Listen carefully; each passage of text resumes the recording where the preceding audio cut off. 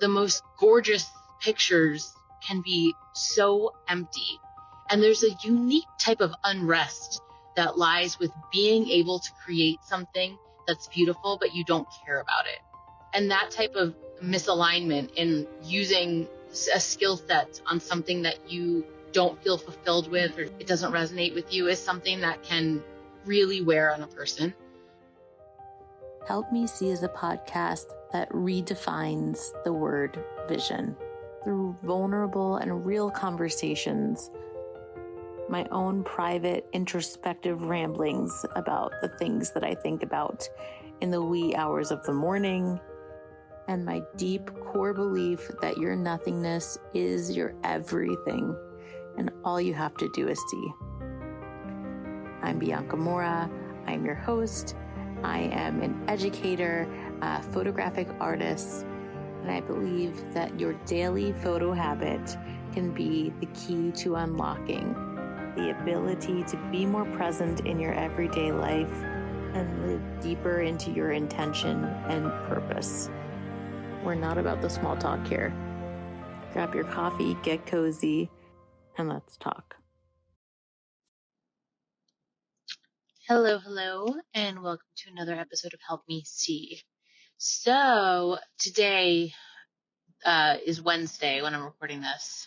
I am a day late in dropping this podcast episode because I was on a NLP call last night. My certification is almost over, and it was a 2-hour call, and I just didn't want to phone it in and force myself to make an episode that I wasn't feeling like making.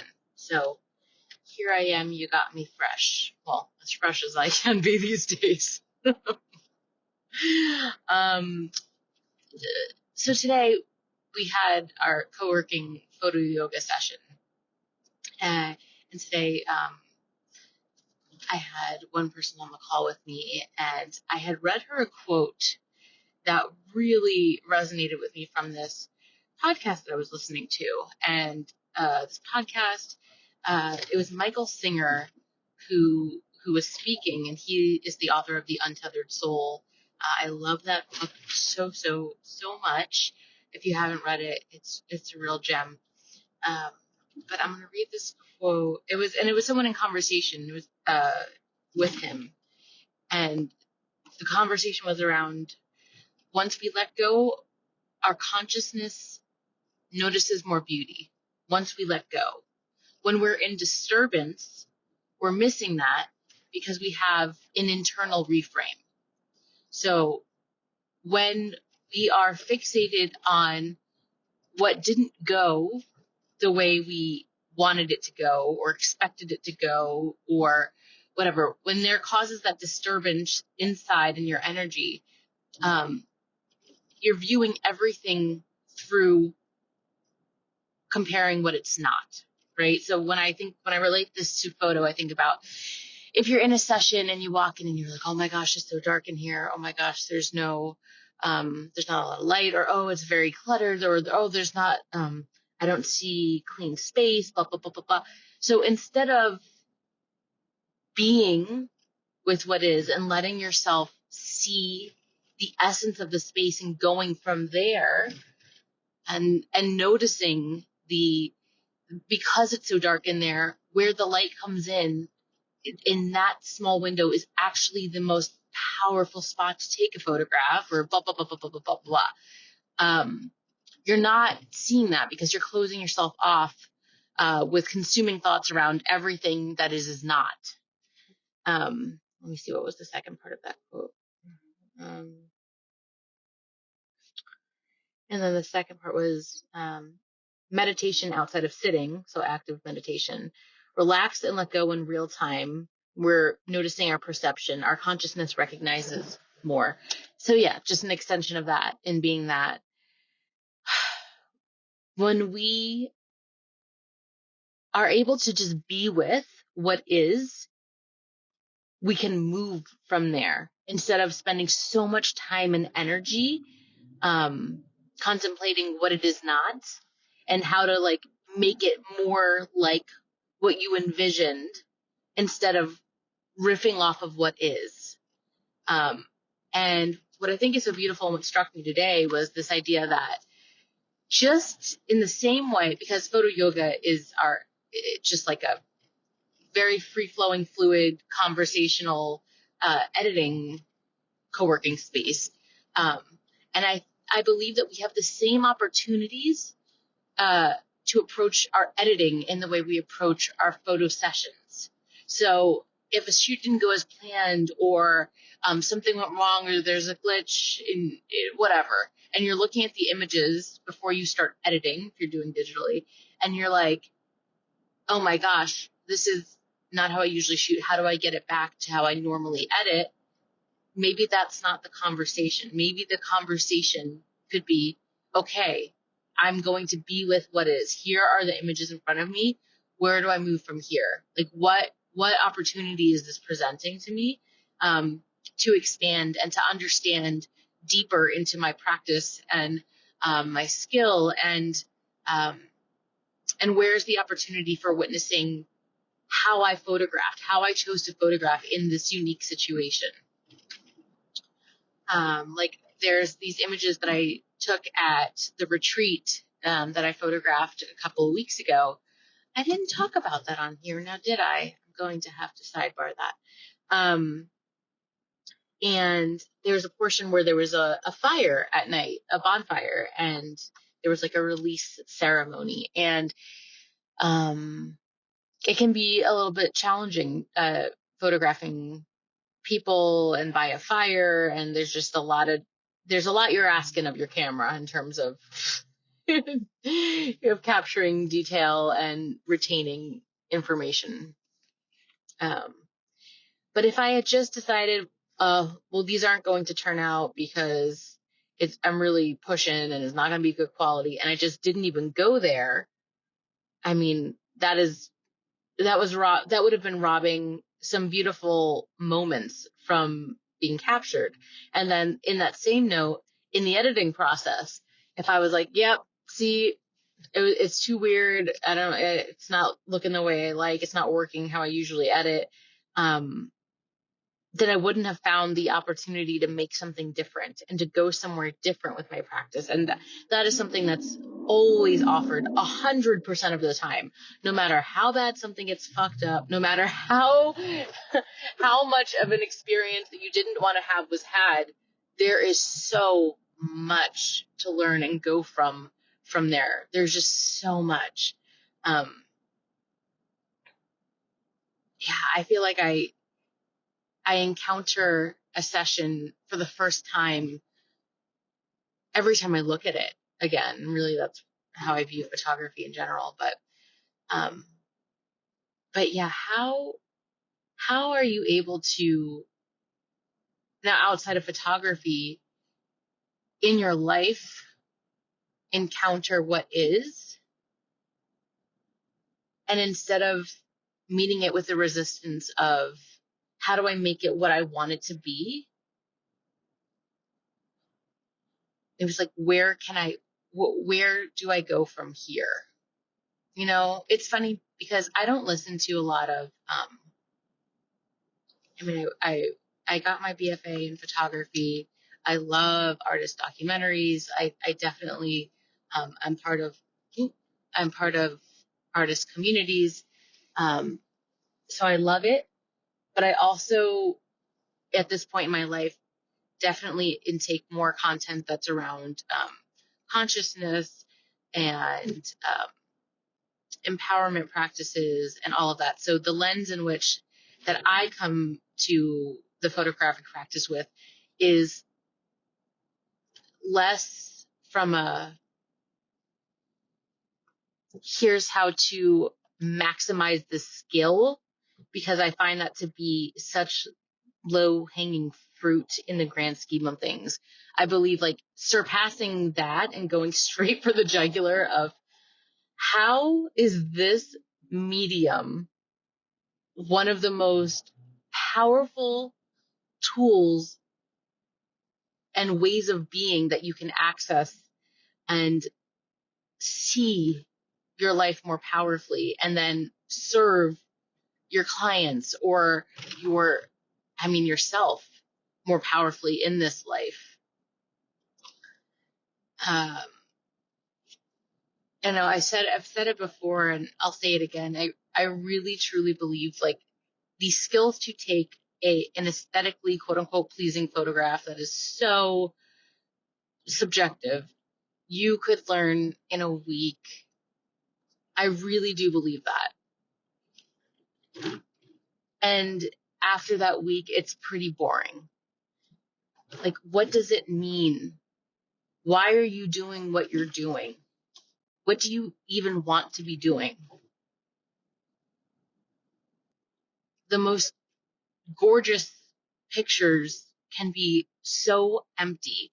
And there's a unique type of unrest that lies with being able to create something that's beautiful, but you don't care about it. And that type of misalignment in using a skill set on something that you don't feel fulfilled with, or don't feel it doesn't resonate with you, is something that can really wear on a person. And I'm not here saying, oh, if there's something you're doing doesn't fulfill every nook and cranny of your heart and soul and mind and body, that you shouldn't do it. That's not what I'm saying at all. What I'm saying is there's just so much more opportunity. There's so many places you can go with your practice when you learn to respect your impulses and those nudges, and when you really look for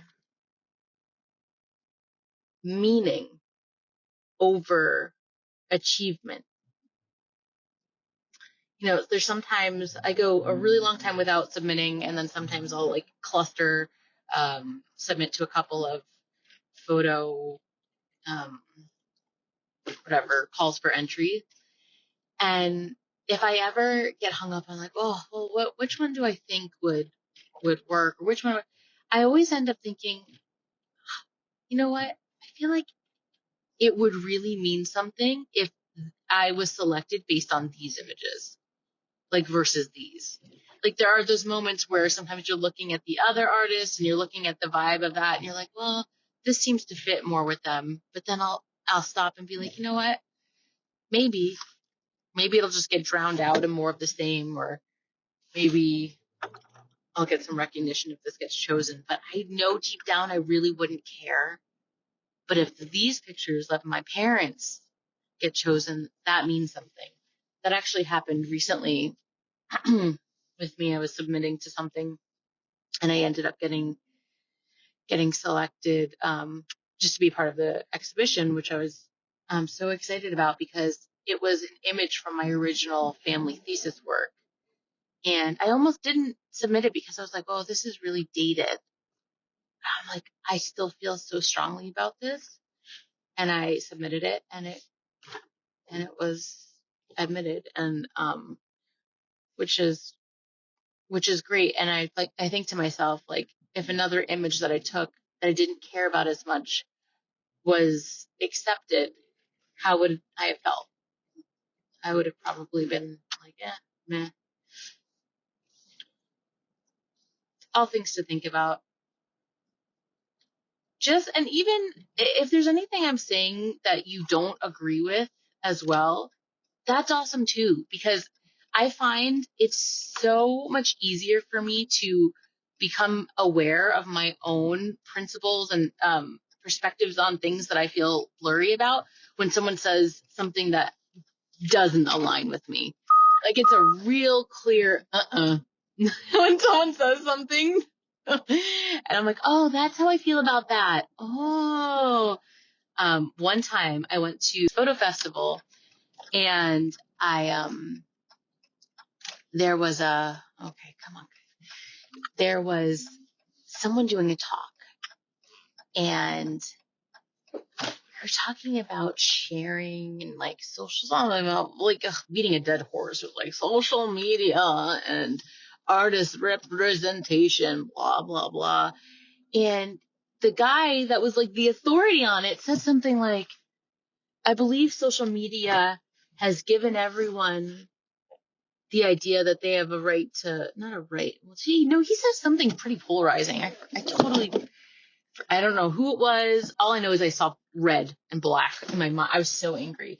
He said, social media has like given visibility to people who don't deserve it. I don't know. It was something like that. It was something around the idea that less quote unquote skilled or talented or whatever photographers have like equal space as people that do whatever it was. And I was so angry.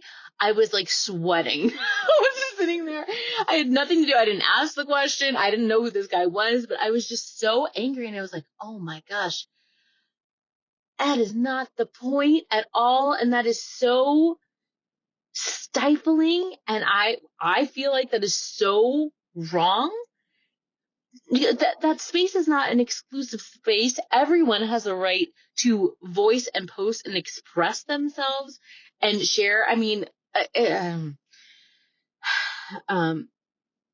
especially under the lens of art, under the lens of, oh, I made this. Like the innocence of, we're not even talking about like polarizing topics of, politics and whatever. We're talking about like the idea of people's photography. And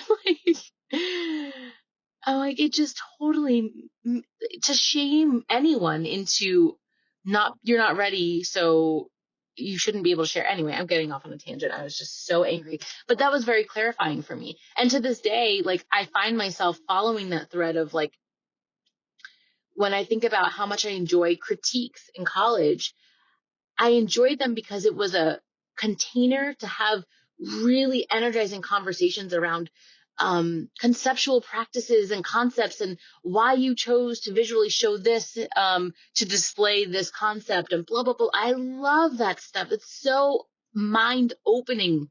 But then when it would come to the actual critique part around like criticizing and saying how it could be stronger, if it wasn't worded in the most like productive way, or if it wasn't an expansive comment and it was just purely unproductive criticism, it would make me livid because it's not the point at all. And also, it is so subjective. And also, it needed to be made exactly the way it was made at that time, whether it's quote unquote good or not, for that person in their journey. And I truly believe that. Of course, we all have work that we look back on and we like cringe and we're like, oh my gosh, I can't believe I thought that was good at the time. It doesn't matter. That was necessary. It was all necessary. Do you look back at, you stumbling and falling when you were a baby learning to walk and be like, oh my gosh, what an idiot.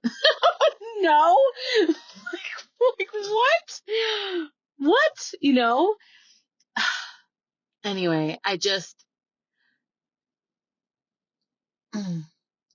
I hold this craft to be so fucking sacred and beautiful for the world, for professional photographic artists that pour their heart and soul into creating things for people and themselves, for people that are not in service to others but creating fine art, for people that are not photographers and just taking pictures of their own lives. And I say just ironically, just taking pictures of their own lives. Those are the most important pictures that exist. It's just,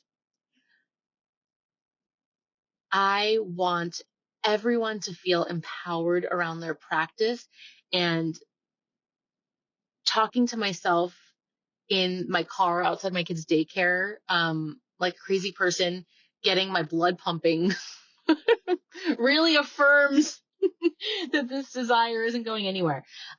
So with that said, I wanted to let you know I'm starting to make a library of meditations for photographers, for people that are want to look at their photographs differently, want to look at their practice differently, want different ways to tap into themselves.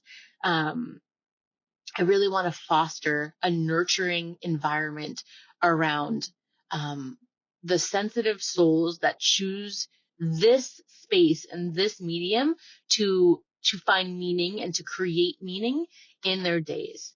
And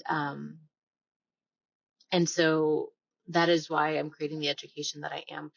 If you are one of these souls, I would love to connect and hear what's on top for you.